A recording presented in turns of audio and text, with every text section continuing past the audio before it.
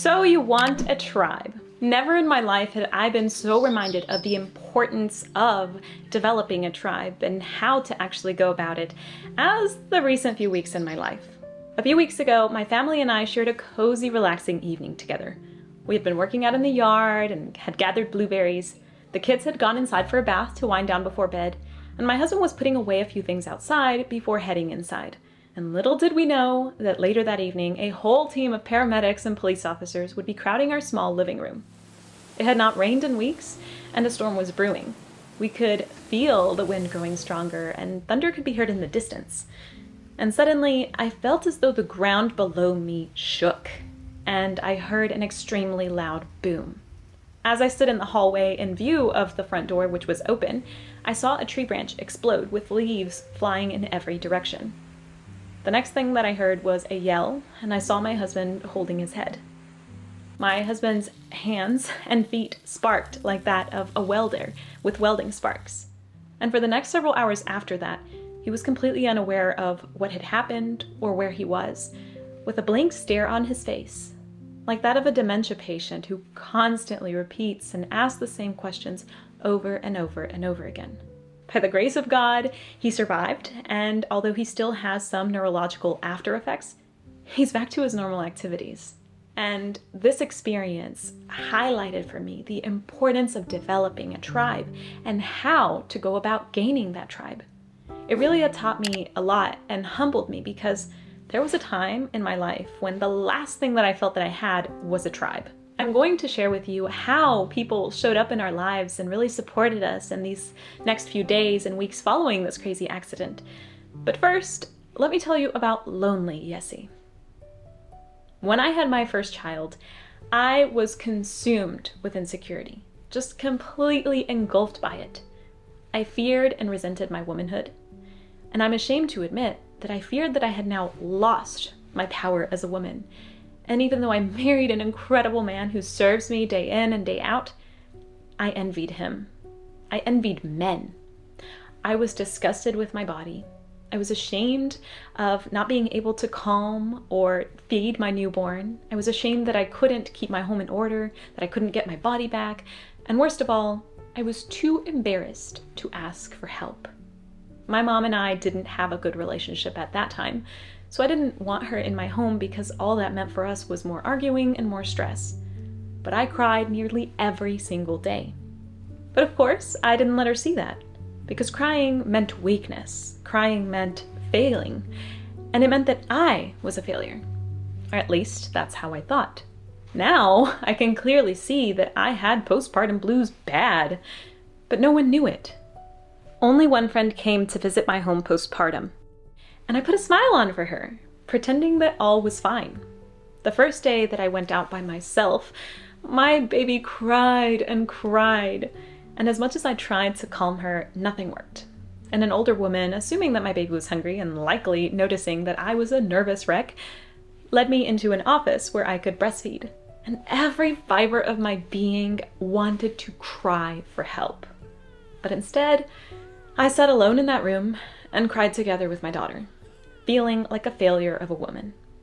I felt alone, I felt worthless, and my insecurity, which I now know is my ego, was so high that I never told her, "Please help me, I'm drowning."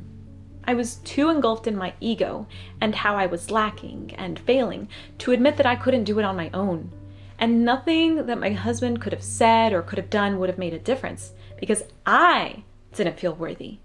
So on one hand, I felt an incredible sense of loneliness, but I also felt unworthy to even think or expect for someone to help me or even just to visit me.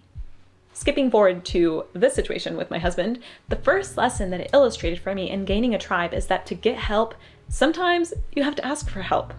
My first postpartum experience, I didn't ask for help. No one even knew that I had become febrile and ended up in the hospital, developed mastitis, and had complications with my episiotomy.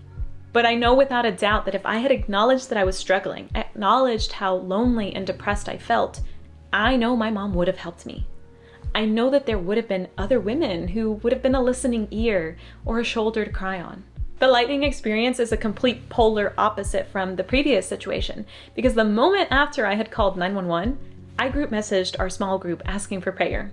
I group messaged my family asking for someone to come get my kids so that I could leave. I just needed one person to show up. And you know what happened? My entire family came running down the road drenched in rain because they had to park on the roadside to make room for the ambulance and police car. One of my brothers and his girlfriend came and were literally panting as they rushed through the door. The small group had actually started a prayer chain, and before long, hundreds of people were praying for him.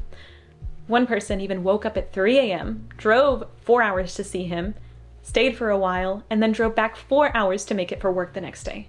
Over the course of the next few days, we had dozens of people visit us and call and check on us to see if we needed anything. And the thing that most touched my heart, and this is step 2 in developing a tribe, is that you must love and serve with love.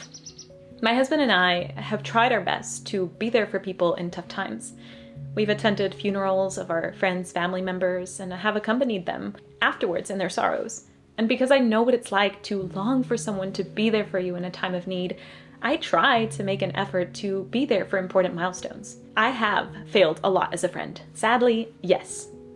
I know for a fact that there is more that I could have done, more that I should have done that I regret not doing, like being there for important surgeries or important diagnoses. But this experience showed me firsthand how we all need each other. I had not realized that my husband and I being there for others in their tough times was like we were planting little seeds on the ground. The things that we've done for other people were done out of love, without an expectation of ever asking them for anything in return. And yet, we found all the members of our small group in our home with envelopes of cash. It was around $500 that they had collected together, and truthfully was not enough to cover the hospital bills. But it touched my heart so much, because I know for a fact we're better off financially than most of them. And they gave not from their excess, but from the bottom of their heart. They needed this money, and yet they gave it with love.